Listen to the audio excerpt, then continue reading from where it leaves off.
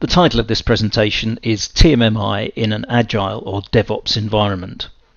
I'm going to talk about some of the myths and false assumptions that I've come across in the last few years while talking to developers, testers and test managers about their testing practices and how they see TMMI fitting in, or maybe not fitting in, to their organization's ideas on testing. Just a very few words about me. My name is Adrian Howes and I'm a managing consultant at Experimentus, which is a consultancy that helps organizations build and implement software quality processes that will enable them to measure and manage their applications and systems effectively. We're the global leading TMMI assessment providers and have conducted TMMI assessments in many countries: Mexico, the USA, France, Ireland, Spain, Italy, India, Malaysia, China and Australia, and of course in the UK. I've been involved in software testing in many different roles since 1986, and that's 33 years to save you doing the arithmetic, and I've been a TMMI accredited assessor and lead assessor for nearly 10 years. I'm not a member of the TMMI executive, and I certainly don't speak on their behalf, but I think I'm safe in saying that I'm probably the most experienced TMMI assessor, having conducted more certifications than anyone worldwide and many more informal assessments. Well, I hope you recognize this diagram, which you may have seen in many colors and other guises over the past few years on loads of websites and in a variety of publications. These are the 5 maturity levels that TMMI defines with their associated process areas. My argument today is going to be that it is possible to assess Agile and DevOps organizations at all 5 levels, maybe with the exception of level 1 with its chaotic process, dependence on heroes and lack of understanding of the cost of quality, or more likely poor quality. Although having said that, maybe a lot of Agile organizations will fit well in level 1. This diagram shows the highest 3 levels of the TMMI model structure, and again I'm pretty sure that you will recognize it.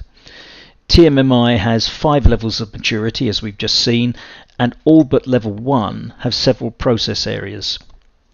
Each process area has goals that must be achieved by a testing organization if they are to become certified at a particular maturity level.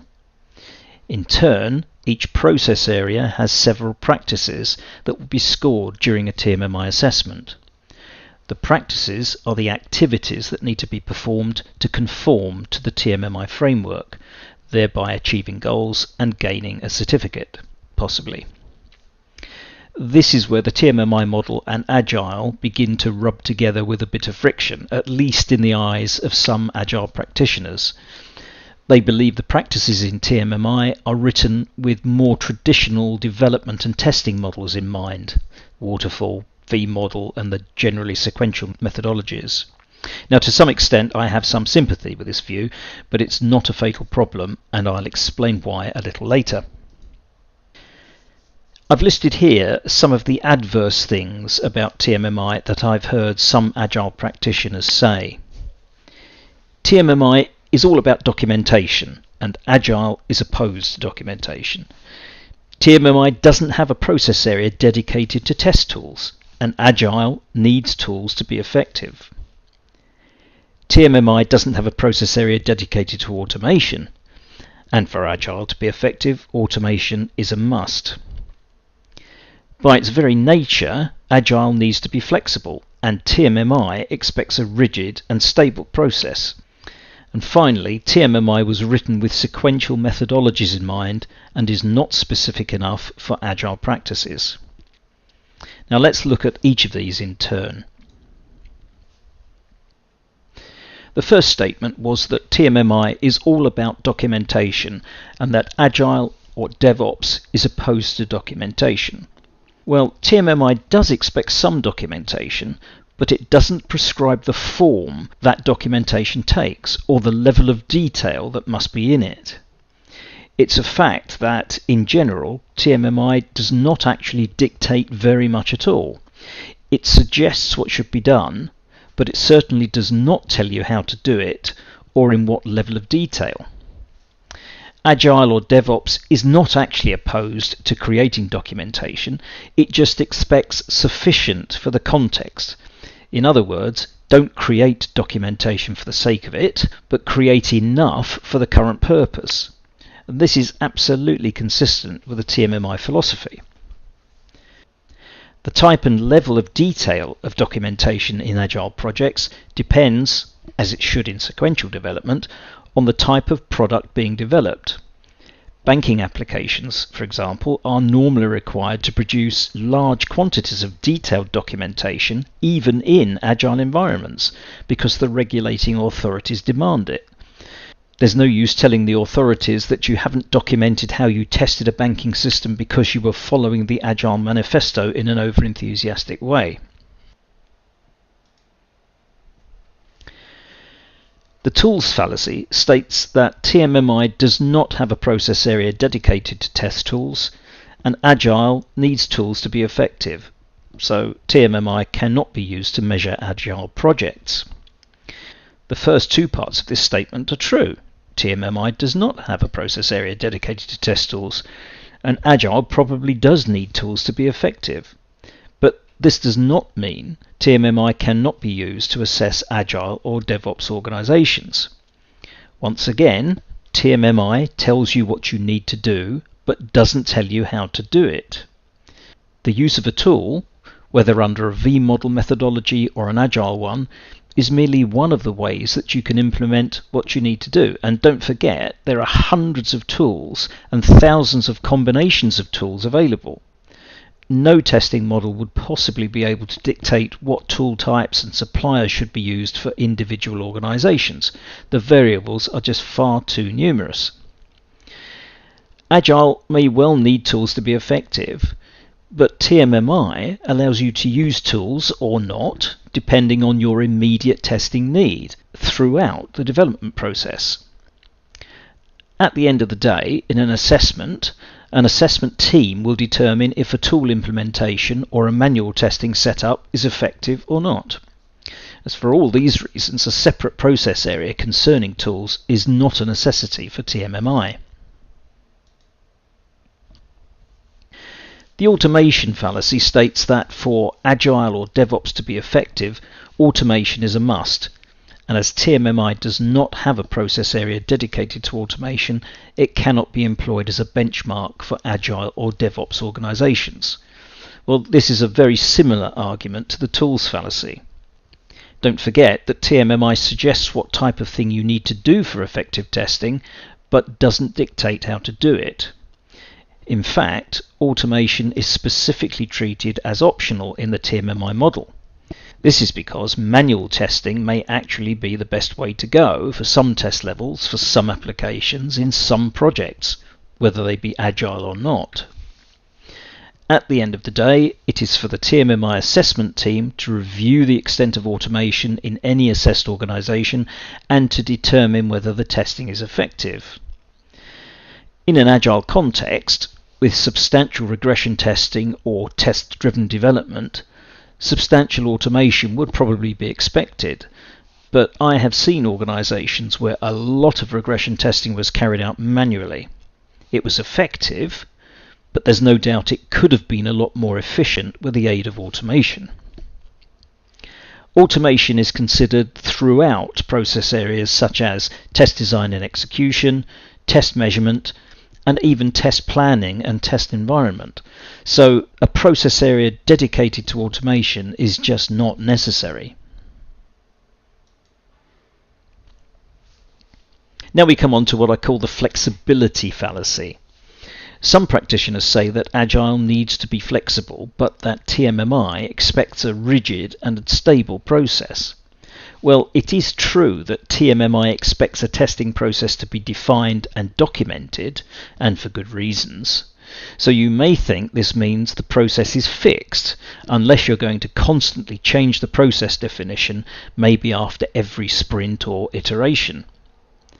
But the process can be defined and documented at a sufficiently high level where it will not change much, and the changes can be made at the lower level of detail, following some predefined tailoring guidelines to avoid the complete anarchy of people changing the process willy-nilly and without authorization or peer review. And by operating in this way, the main structures of the test process can be specified and stable, but the flexibility necessary to cater for frequent improvements is still maintained. And this actually applies to sequential methods as well as agile ones. So here is an example of high-level documentation for an agile process. This diagram is taken from Experimentus' proprietary agile testing methodology, which is included in our intelligent test method, ITM. For the purposes of TMMI, this diagram, maybe with some associated text description of each of the elements, would be more than sufficient for a process description.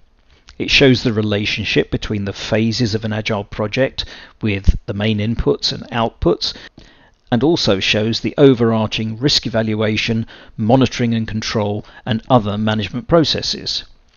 If the organization thought it was necessary, any of the elements of the diagram, for example, each of the 4 main phases of requirements and analysis, solution design, iterative construction, acceptance and completion, could be expanded and described in more detail until the required granularity is achieved, still leaving plenty of opportunity for flexibility of the process in the greater detail.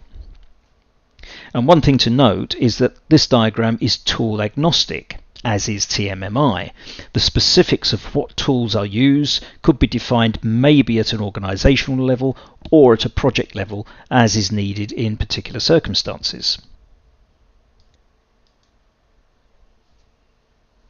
So now on to the biggest bone of contention with most Agile or DevOps practitioners.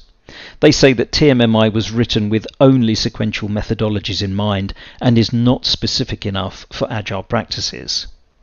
As I've said, I do have some sympathy with this statement because when you read the TMMI framework, you can tell that it was composed by what I would describe as test managers from an older generation. And I'm including myself in that group, by the way. I am, after all, listed in the TMMI framework document as one of the contributors. The terminology, when you read the framework, is very much non-agile, and some of the practices and sub-practices would typically be more comfortable in a large, long-term V-model project.